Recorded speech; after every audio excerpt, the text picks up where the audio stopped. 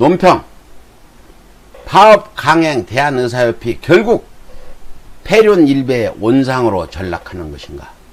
대한의사협회가 협의체를 구성으로 대화를 통해 해결 방안을 모색하자는 정부의 적극적인 설득과 제안에도 불구하고 의사협회의 5대 요구사항을 정부가 즉시 수용하지 않으면 오늘 예정된 의사 총파업을 강행할 것이라고 밝혀 논란이 일고 있습니다.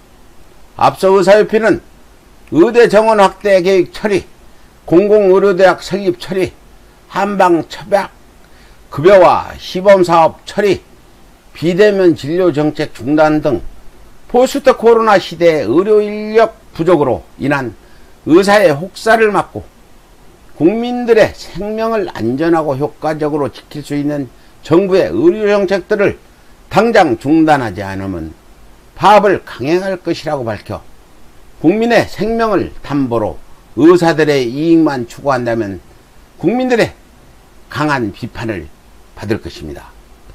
더군다나 전 세계적으로 2천만 명 이상을 감염시키고 70만이 넘는 귀중한 인명을 앗아간 코로나가 여전히 국내 수도권을 중심으로 확산하고 있는 데다 유례없는 최악의 홍수마저 겹쳐 국민의 생명이 심각하게 위협받고 있는 상황이어서 자금, 진료가 시급한 환자들의 사정을 외면한 의사들의 이기적 파업을 바라보는 국민들의 입장에서는 상식적으로 결코 납득할 수 없다는 것입니다.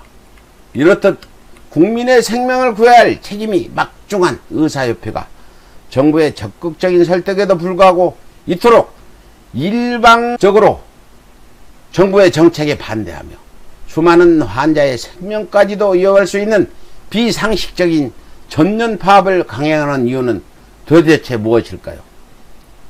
이에 대한 해답은 반사회적이고 폐륜적 형태로 말미암아 국민들의 분노와 지탄을 지속적으로 받아온 반정부 단체 일베에서 찾을 수 있을 것입니다.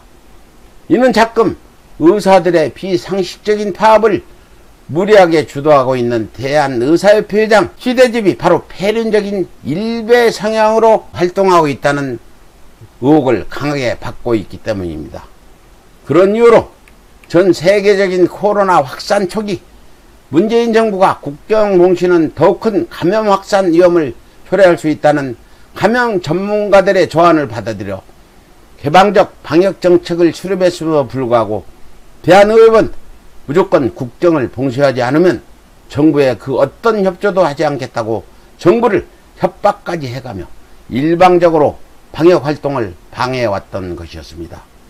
결과적으로 대한의협의 주장대로 초기부터 국경을 봉쇄한 전 세계 대부분의 선진국들은 현재 감염 확산을 차단하지 못해 수천만 명이 감염되고 경제마저 붕괴된 반면 효율적이고 체계적인 문재인 정부의 K방역은 국경을 개방했음에도 물론 대구 신천지의 대규모 감염 확산에도 불구하고 효과적으로 코로나 확산을 차단하고 예상 경제 성장률까지도 압도적인 1위에 오르는 등 전 세계를 선도하는 초인류 선진국의 반열에 오를 수 있었습니다.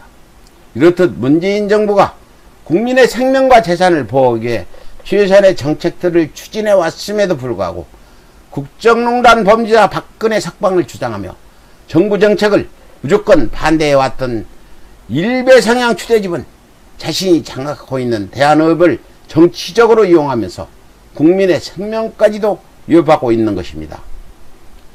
이에 대한의협에 강력히 경고합니다.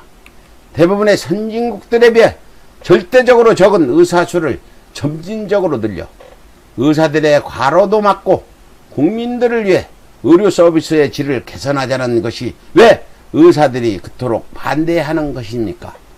그리고 코로나 초기 국경을 봉쇄하라며 정부를 협박까지 했던 의사협회는 왜 정부와 국민들에게 잘못을 사과하지 않는 것입니까? 코로나 확산 초기나 지금이나 일베 성향 취대집의 주장들은 모두 정치적인 공격에 불과하며 반인륜적이고 비상식적이라는 것은 국민들이 모두 잘 알고 있는데 왜 의사들은 폐륜화 취대집을 추종하고 있는 것입니까? 대한민국 의사들은 모두 반사회적 폐륜화 집단 일배드립니까? 무릇 당장 눈앞의 이익보다는 인륜과 천륜을 먼저 따라야 할 사람인 것을 대한민국 의사들은 탐욕의 눈먼 악귀가 아닌 사람으로 살아가고자 한다면 폐륜적 일배 성향 휴대집을 당장 몰아내고 정부에 협조하며 코로나 위협과 홍수 피해로부터 대한민국 국민의 생명을 먼저 지켜내야 할 것입니다. 이상 서울의 소리 논평이었습니다.